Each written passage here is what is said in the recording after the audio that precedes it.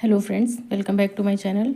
Friends, आज हम एक सेलुलर रेस्पिरेशन का बहुत ही इंपॉर्टेंट टॉपिक है ग्लाइकोलिसिस, उसको थोड़ा सा इन शॉर्ट में समझने की कोशिश करते हैं। In short in the sense कि मैं कहना चाहूँगी कि समरी ऑफ ग्लाइकोलिसिस क्या होती है।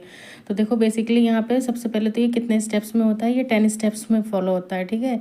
जिसमें फर्स्ट, थर्ड और 10th स्टेप जो है वो इरिवर्सिबल होते हैं, बाकी जो रिमेनिंग स्टेप्स हैं वो रिवर्सिबल होते हैं, ठीक है। इसमें जो एंजाइम्स यूज़ होते हैं, इससे भी कई बार इंपॉर्टेंट PYQ आ चुका है। तो सबसे पहला क्वेश्चन आता है कि आइसोमेरेज एंजाइम्स जो हैं वो कहाँ कहाँ पे यूज़ होते हैं। तो ये बेसिकली 3 स्टेप्स में यूज़ होते हैं। कौन कौन से स्टेप्स हैं? सेकंड स्टेप पे यूज़ होता है, 5th स्टेप पे यूज़ होता है और 8th स्टेप पे यूज़ होता है। जो सेकंड स्टेप पे यूज़ हो रहा है उसका नाम है हेक्सोज आइसोमेरेज, 5th स्टेप पे है ट्राइओज आइसोमेरेज और जो 8th स्टेप पे है वो म्यूटेज है। उसके बाद में काइनेज एंजाइम जो है वो कहाँ कहाँ यूज़ होता है, इससे भी इंपॉर्टेंट क्वेश्चन आ चुका है। तो ये भी 4 स्टेप्स पे यूज़ होता है और काइनेज हमारी जो एंजाइम्स की कैटेगरी है उसमें ट्रांसफरेज क्लास को बिलोंग करता है, ठीक है। तो काइनेज यूज़ होता है फर्स्ट स्टेप पे, थर्ड स्टेप पे, 7th स्टेप पे और 10th स्टेप पे। फर्स्ट स्टेप पे जो हमारा काइनेज एंजाइम है उसका नाम है हेक्सोकाइनेज, थर्ड स्टेप पे है फॉस्फोफ्रक्टोकाइनेज, 7th स्टेप पे है फॉस्फोग्लिसरेट काइनेज और 10th स्टेप पे है आपका पाइरुवेट काइनेज। फिर उसके बाद यहाँ पे एक क्वेश्चन और निकल के आता है कि एलोस्टेरिक एंजाइम्स क्या होते हैं, या एलोस्टेरिक एंजाइम्स जो हैं वो ग्लाइकोलिसिस में किस किस स्टेप पे यूज़ होते हैं।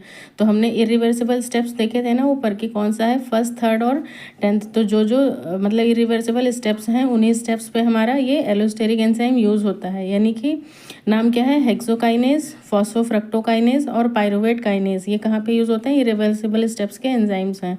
अब बाकी नेट गेन की बात करते हैं तो 2 ATP नेट गेन होता है, मतलब SLP है, सबस्ट्रेट लेवल फॉस्फोराइलेशन डायरेक्ट है, और 2 NADH2। और ये NADH2 कौन सा वाला NADH2 है? साइटोसॉल में चल रही है ग्लाइकोलिसिस, तो साइटोसॉलिक NADH2 कहेंगे या फिर इसको ग्लाइकोलिटिक कहेंगे। और फिर यही क्या है जो एंट्री करता है किसमें? शटल सिस्टम में। शटल सिस्टम में जा करके ये फिर क्या बनाता है, अगर तो ग्लिसरॉल्डिहाइड 3 फॉस्फेट से होके जाएगा तो फिर वहाँ पे कितना बनता है आपका,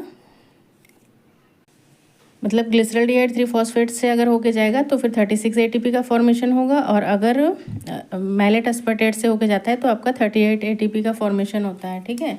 उसके बाद में SLP जो है वो बनता किस किस स्टेप पे है, ये भी क्वेश्चन आ चुका है। तो 7th स्टेप पे आपको डायरेक्ट ATP दो देखने को मिलते हैं और 2 ATP 10th स्टेप पे।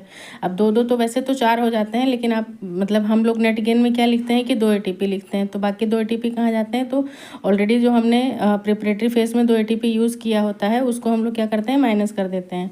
बाकी ग्लूकोज में ओवरऑल जो एरोबिक रेस्पिरेशन होता है तो टोटल 38 ATP बनता है, किससे? मैलेट अस्पर्टेट शटल सिस्टम के थ्रू। तो आई थिंक आपको ये मतलब ग्लाइकोलिसिस जो है इन शॉर्ट में समझ में आएगा। बाकी ये एंजाइम्स जो है ये कहीं ना कहीं बहुत ज़्यादा इंपॉर्टेंट है, इसको सेव